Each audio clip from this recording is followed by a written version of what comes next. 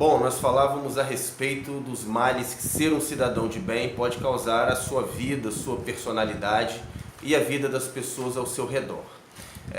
E para falar a respeito disso, eu usei os argumentos e as reflexões aí de uma intelectual do século XX chamada Hannah Arendt, que, como eu disse no outro vídeo, tem origem alemã, ela era judia e ela teve que fugir da Alemanha para não ser mais uma vítima do nazismo.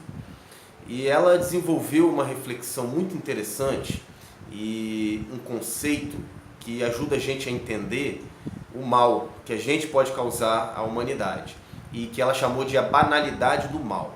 Porque ela dizia que para realizar um grande mal contra a vida, a gente não necessariamente precisa estar armado, né, e se valer dessa arma para tentar contra a vida de um ser vivo ou de um ser humano. Ela disse que basta que a gente concorde, dê o nosso aval para certas maldades, certas práticas, uma certa política de segurança pública, por exemplo, e a gente vai estar implicando, a gente vai ser cúmplice desse mal. Isso é muito interessante porque talvez você seja a favor do bandido bom é bandido morto. Saiba você que mesmo não matando ninguém, você é cúmplice com o massacre dessas pessoas. E você pode dar o nome que você quiser para elas, bandido, traficante, nada disso tira de você a condição de cúmplice. E para falar um pouco mais sobre isso, refletir um pouco mais fundo sobre isso, eu queria chamar à baila aí uma historinha que Jesus Cristo conta para os cidadãos de bem da época dele, que eram os mestres da lei, né, eram cidadãos exemplares, religiosos, eram a referência de cidadão para os indivíduos daquela época e daquele lugar. E eu queria ler um pouco aqui esse trecho do Bom Samaritano para a gente entender a provocação que Jesus fez a esses cidadãos de bem. Em primeiro lugar, é importante explicar que o samaritano era um cara muito mal visto pelos cidadãos de bem. Samaria era uma região ao norte ali de Jerusalém e os samaritanos eram muito mal vistos justamente porque eles não aceitavam a autoridade dos religiosos do templo judeu sobre a vida deles. Então, se era obrigatório aos judeus viajar de onde eles estivessem, né, em algum momento na vida ou ao longo das festas, né, que tinham mais de uma ao longo do ano, viajar lá para Jerusalém para adorar a Deus e oferecer o seu sacrifício a Deus lá no templo, todo judeu tinha que fazer isso, né, algumas vezes ao longo da vida. E os samaritanos não concordavam com isso por diversos motivos. Um desses motivos era porque eles sabiam que as autoridades do templo eram corrompidas, né, e que estavam ali só para ter o poder de fato.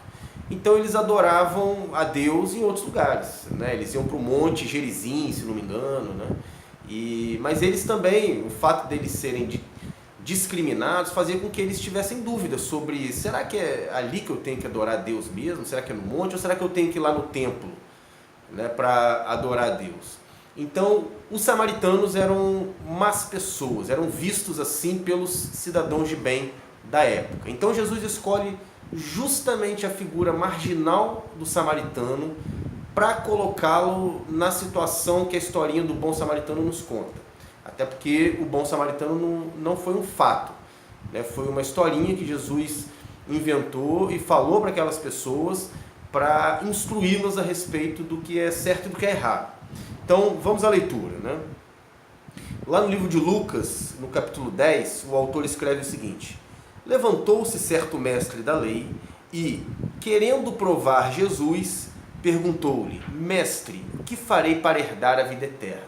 Então, o ponto interessante aqui é o fato de que esse mestre da lei, cidadão de bem, vai até Jesus para questionar Jesus. Mas não porque ele queria realmente saber o que Jesus pensava.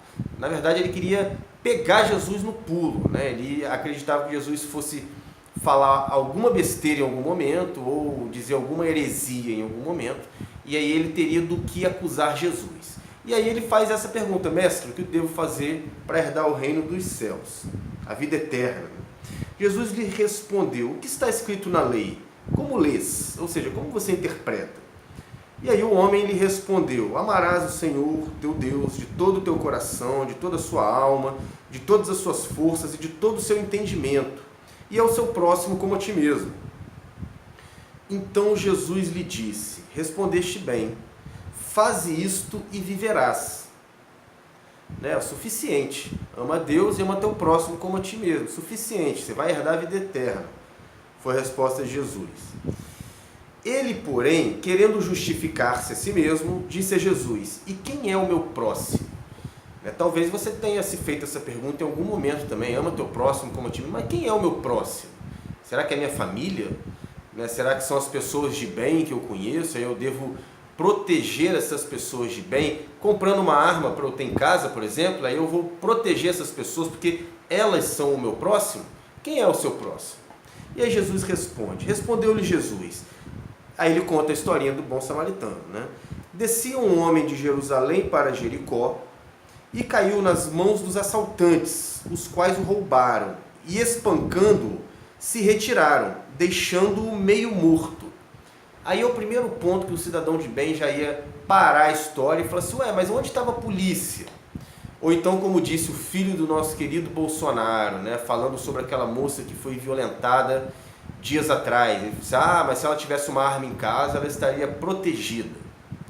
A preocupação dele não é com a vida das pessoas, mas em armar as pessoas, em criar uma situação em que nós vamos entrincheirar uns contra os outros e criar uma guerra civil que já existe aqui dentro do nosso país, de um certo modo, mas não é declarada. Então a primeira questão é, o cara foi assaltado e ficou lá no meio da estrada meio morto. O bolsominion diria, mas onde estava a polícia? Ou, se ele tivesse uma arma, ele teria se protegido. Mas aí a história continua. Casualmente, descia pelo mesmo caminho certo sacerdote, outro homem de bem. Vendo-o, passou distante. Ou seja, ele viu o cara necessitado e passou distante. E era um compatriota dele. Um samaritano, de igual modo, também um levita, chegou àquele lugar e vendo-o, passou distante, o levita. Um homem que vivia do templo, vivia dos sacrifícios, era o cara que fazia o louvor ali do templo. Então ele tinha mais o que fazer do que ajudar alguém que estava na estrada, caído, Talvez na cabeça dele ele tivesse algo mais importante a ser feito. Logo, ele passou distante. Um samaritano, porém, o marginal, o cara que não adora no templo como um cidadão de bem, um samaritano que ia de viagem chegou perto dele, viu e moveu-se de compaixão. Aproximando-se, enfaixou-lhe as feridas, colocando-lhes azeite e vinho. Então, colocando-o sobre a sua cavalgadura, levou-o para uma hospedaria e cuidou dele. Partindo no outro dia, tirou 2 denários, que era o dinheiro da época, deu-os ao hospedeiro e disse-lhe, cuida dele, e tudo o que mais gastares com ele, eu te pagarei quando voltar. Aí Jesus faz a seguinte pergunta para os cidadãos de bem, Qual destes 3 te parece que foi o próximo daquele que caiu nas mãos dos assaltantes? E o homem de bem disse, o que usou de misericórdia para com ele. Disse Jesus, vai e faze da mesma maneira. Eu acho esse texto muito instrutivo, porque Jesus escolheu justamente a figura marginal do samaritano para mostrar para o cidadão de bem que ele deveria agir como um marginal, como o cidadão que não era visto como um cidadão de bem, que era o samaritano. Isso é muito interessante, eu não sei como é que você enxerga isso, como é que isso passa pelas suas reflexões, mas ser um cidadão de bem causa muitos males à sua personalidade. Uma delas é perder a capacidade de empatia por outras pessoas, é não sentir a dor do outro, é ser incapaz de sentir a dor do outro. E isso aos poucos vai te transformando num psicopata. Mais do que um posicionamento político, gente. Eu estou falando aqui de vida e de relacionamento humano. Eu não quero saber se você é de direita, se você é de esquerda. Eu quero saber se você é humano e tem a capacidade de desenvolver e sentir a dor do outro, de ter empatia pelo outro. Porque de fato é isso que vai definir a nossa vida aqui. Não importa o tipo de sistema que a gente estabeleça. Até porque, se a gente tiver empatia por todos que estão ao nosso redor, inclusive aqueles que nos causaram mal, provavelmente a gente vai escolher um tipo de sistema político e econômico que vai ser o mais inclusivo possível e não exclusivo, como tem feito aí as nossas autoridades e como tem reproduzido uma quantidade enorme de indivíduos que se auto-intitula cidadão de bem. Então, para fechar esse vídeo, eu conclamo vocês a libertarem-se do cidadão de bem que há dentro de vocês e desenvolverem a empatia que vai fazer de vocês humanos de verdade, no sentido mais profundo que esse termo tem. Até o próximo vídeo.